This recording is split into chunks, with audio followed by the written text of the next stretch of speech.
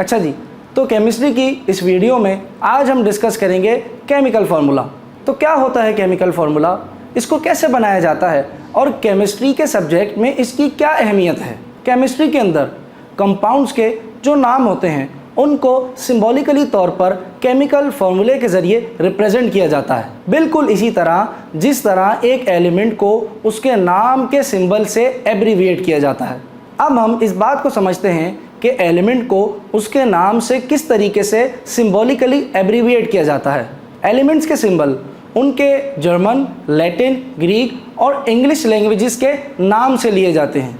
अब वो नाम से किस तरीके से सिंबल बनाए जाते हैं हम बोर्ड पर उनको डिस्कस करते हैं। तो जैसा कि आपके सामने कार्बन लिखा हुआ है, इस कार्बन का सिंबल सी है। वो सी क्यों लिया? क्योंकि इस कार्बन के शुरू में जो पहला अल्फ़ाबेट आ रहा है वो सी है, तो लिहाजा उसको कैपिटल फॉर्म में लिख दिया हमने। इसी तरह यहाँ पर मौजूद कैल्शियम और इसका सिंबल है Ca।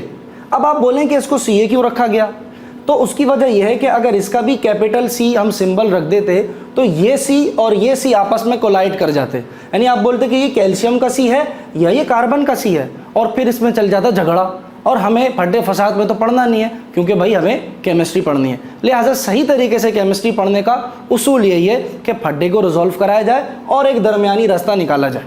जैसा कि आप बोर्ड पर देख रहे हैं कि आपके पास एक केमिकल एलिमेंट है जिसका नाम पोटेशियम है, लेकिन पीरियोडिक टेबल में आपको इसका सिंबल क्या मिलेगा? के। तो वो क्या वजह है कि के तो इसके नाम में कहीं पर भी मौजूद नहीं है, लेकिन फिर भी इसका सिंबल के लिया गया है। तो उसकी वजह हमने आपको वीडियो के शुरू में ही बता दी थी कि केमिकल एलिमेंट के सिंबल उनकी 4 लैंग्वेजेस से लिए जाते हैं। और वो 4 लैंग्वेजेस कौन सी हैं? तो स्टूडेंट्स, वो लैंग्वेजेस आपके बोर्ड पर मेंशन हैं, इसको नोट कर लीजिए। अब इस बात को समझते हैं कि ये पोटेशियम का सिंबल के कहाँ से आया। तो जर्मन लैंग्वेज के अंदर पोटेशियम का जो केमिकल नाम है वो कैलियम है। अब आप देख सकते हैं कि कैलियम में पहला सिंबल क्या है? के। तो इस वजह से इसका सिंबल क्या रख दिया गया पीरियोडिक टेबल में? के।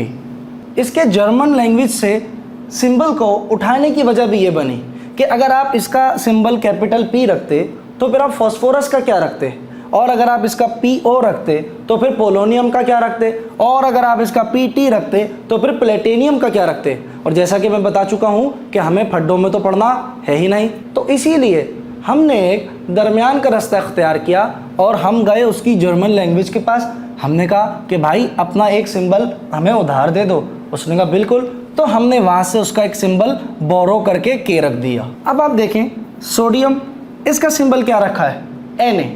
Na क्यों रखा? Na इस वजह से रखा कि इसका जर्मन के अंदर नाम आता है नेट्रियम, और नेट्रियम के शुरू में आप देखें कि Na है, इस वजह से हमने इसका सिंबल Na रख दिया। जी हाँ, मैं जानता हूँ आपके जहन में क्या सवाल आ रहा होगा। आप ये सोच रहे होंगे कि भाई Na रखने की क्या ज़रूरत थी, जिस तरह इसका के लिया था तो इसका भी N रख देते। सो माय डियर स्टूडेंट्स, आपको पता है कि अगर इसका सिंबल कैपिटल N रख देते तो फिर नाइट्रोजन के सिंबल में मसला होता। और यहाँ से हमें 2 रूल समझ आ गए कि सिंबल सिर्फ 2 ही तरीके से आ सकता है, या तो एक सिंगल कैपिटल लेटर होगा, अगर सिंगल कैपिटल लेटर नहीं होगा तो फिर एक कैपिटल लेटर और एक स्मॉल लेटर के साथ उसका सिंबल होगा। 3 सिंबल ज़्यादातर पीरियोडिक टेबल के अंदर नहीं इस्तेमाल किए जाते। सो स्टूडेंट्स, ये आपको नज़र आ रहा है सोडियम का सिंबल, और ये आपको नज़र आ रहा है क्लोरीन का सिंबल। सोडियम के ऊपर +1 है, क्लोरीन के ऊपर -1 है।